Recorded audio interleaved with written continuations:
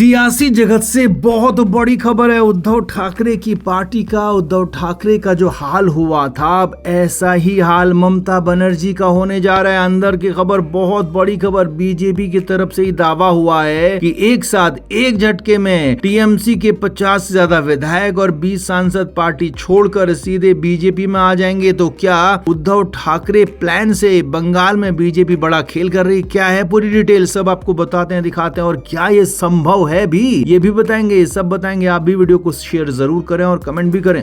तो उद्धव ठाकरे से जिस तरीके से एकनाथ शिंदे ने पूरी पार्टी छीन ली, सरकार छीन ली और एक तरीके से खुद शिवसेना के प्रमुख बन गए और शिवसेना जो पार्टी बाल ठाकरे ने बनाई थी उस पर कब्जा जमा लिया और पूरी तरीके से लीगल वे में हुआ और इसे चुनाव आयोग ने भी परमिट कर दिया। तो अब ऐसा ही कुछ हो सकता है पश्चिम बंगाल में। यहाँ पर भी बड़ी खबर आ रही है। एक बीजेपी के सांसद ने ही बड़ा दावा किया है कि ममता बनर्जी की पार्टी टीएमसी के 1, 2, 10, 20, 30 नहीं बल्कि पूरे 50 विधायक एक झटके में पार्टी छोड़कर बीजेपी आने के लिए तैयार बैठे हैं। और यही नहीं, सिर्फ विधायक ही नहीं बल्कि सांसद भी लाइन लगाकर खड़े हैं। 1, 2 नहीं, पूरे 20 सांसद यहाँ पर लाइन लगाकर बैठे हुए हैं जो कि बीजेपी में आना चाहते हैं। अब ये संभव है? क्या इतने साथ सांसद और विधायक एक साथ दूसरी पार्टी में चले जाएंगे तो क्या इनकी सदस्यता नहीं जाएगी? क्या इन पर दल बदल विरोधी कानून का असर नहीं होगा? क्या होगा वो भी आपको बताते हैं। तो असल में टीएमसी के फिलहाल 80 विधायक हैं विधानसभा में जो अभी हालिया चुनाव में जीते हैं। अब उसमें से 2/3 अगर विधायक कहीं दूसरी पार्टी में चले जाते हैं या फिर दूसरी पार्टी खुद ही बना लेते हैं तो उन पर दल बदल विरोधी कानून का कोई असर नहीं होता है। तो 80 में अगर हम बात करें 2/3 की, तो कम से कम 54 विधायकों को पार्टी छोड़नी होगी। टीएमसी यानी कि ममता बनर्जी के 80 में से अगर 54 विधायक पार्टी छोड़ देते हैं, पार्टी छोड़कर या बीजेपी में जाते हैं या नई पार्टी बना लेते हैं, तो उन पर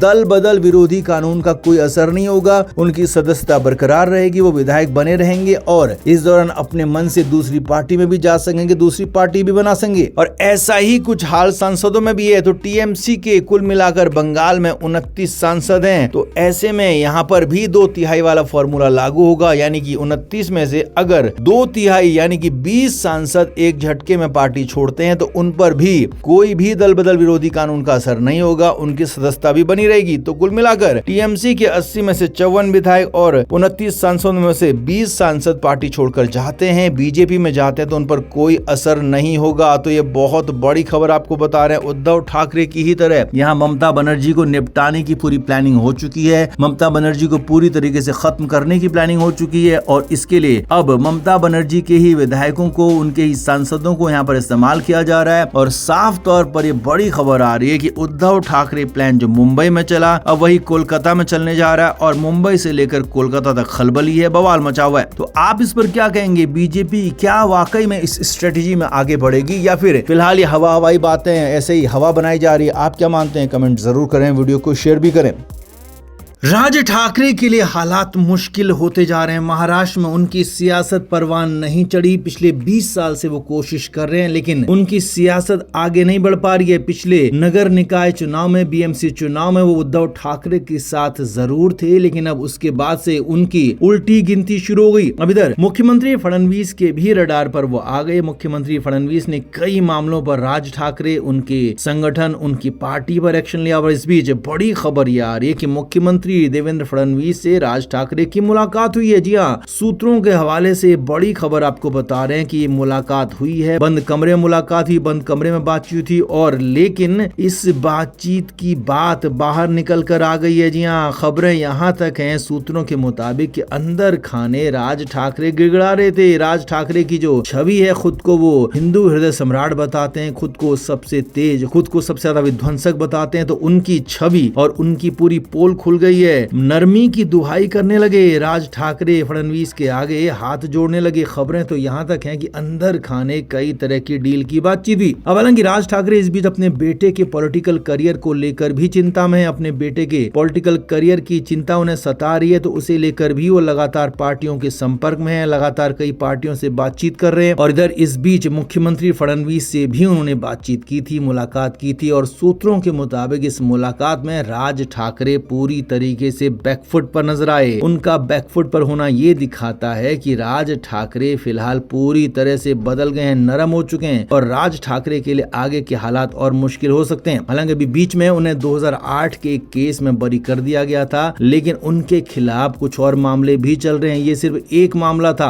अब हो सकता है कि कुछ उन्हें राहत मिली हो या कुछ उन्हें राहत मिलवाई गई हो या दिलाई गई हो, लेकिन ऐसा नहीं है कि राज ठाकरे को आगे भी हमेशा भी राहत मिलती रहेगी। तो ऐसा बिल्कुल नहीं है। उद्धव ठाकरे के साथ साथ अब राज ठाकरे की भी अंत की स्क्रिप्ट यहाँ लिखी जा रही है। राज ठाकरे भरपूर कोशिश कर रहे हैं, लेकिन उनकी कोशिश परवान नहीं चढ़ रही है और खास तौर पर अपने बेटे के लिए वो चिंतित बताए जा रहे हैं। अमित ठाकरे के लिए चिंतित बताए जा रहे हैं। अमित ठाकरे को कहीं किसी पार्टी में वो सेट करना चाहते हैं, फिट करना चाहते हैं, क्योंकि खुद उनकी पार्टी अब रिलेवेंस नहीं रहा है उसका। उस पार्टी की रिलेवेंसी खत्म हो चुकी है। राज ठाकरे की पार्टी को लोग अब भाव नहीं देते हैं, भरोसा नहीं रखते हैं। इसीलिए राज ठाकरे को भी इस बात का पता है, एहसास है और इसीलिए अब राज ठाकरे चाहते हैं कि उनके बेटे की पॉलिटिक्स किसी बड़ी पार्टी से हो, इसके लेकर वो बातचीत कर रहे हैं। हालांकि उद्धव ठाकरे के साथ उनकी बात हुई थी, बनी नहीं, जमी नहीं और इधर माना यह जा रहा कि कहीं बीजेपी के साथ तो वो अंदर खाने बातचीत नहीं करेंगे, बीजेपी के साथ तो कहीं अंदर खाने कोई ऐसा टाई अप नहीं करेंगे, क्योंकि बात साफ है कि उद्धव ठाकरे के बाद उनके पास घर पर आदित्य ठाकरे हैं, तो इधर राज ठाकरे के पास अमित ठाकरे और इन दोनों के लिए, अपने बेटों के लिए वो दोनों लगे हैं। लेकिन राज ठाकरे फिलहाल मुश्किल कंडीशन में है। तो आप इस पर क्या कहेंगे? मुख्यमंत्री फडणवीस ने जो उनको इस बीच में सख्ती दिखाई है उस पर क्या कहेंगे और राज ठाकरे जो बैकफुट पर आए उस पर भी क्या कहेंगे? कमेंट जरूर करें, वीडियो को शेयर भी करें।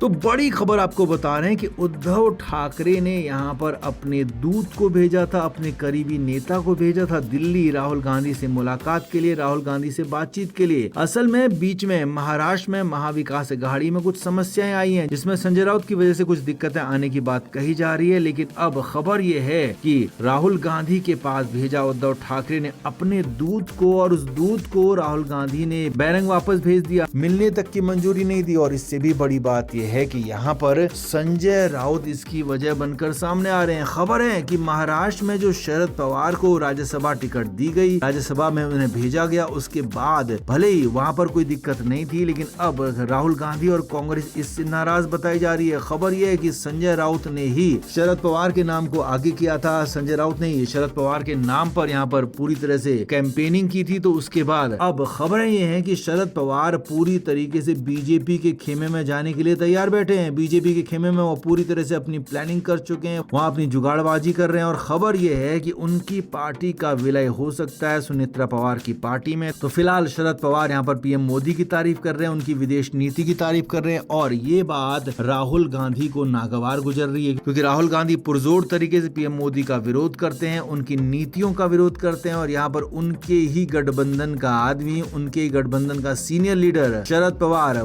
पीएम मोदी की तारीफ करता है, पीएम मोदी की विदेश नीति की तारीफ करता है। तो इससे राहुल गांधी और उनका गठबंधन असहज हो रहा है। Flame media report.